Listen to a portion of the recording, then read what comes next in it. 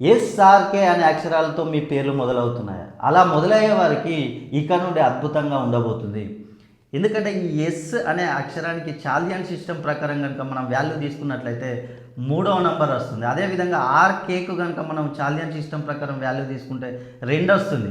ఈ మూడవ నంబర్ అనేది గురువుకు సంబంధించిన నంబర్ కాబట్టి ఈ 2026 సంవత్సరానికి రాజుగా వ్యవహరించేది గురువే. కాబట్టి ఎస్ అనే అక్షరంతో పేర్లు మొదలయ్యేవానికి ఇక నుండి అద్భుతంగా ఉండే అవకాశం ఉంది. అదేవిధంగా ఆర్కే అనే అక్షరాల వాల్యూ తీసుకుంటే 2 వస్తుంది. 2 అంటే చంద్రునికి సంబంధించిన నంబరు.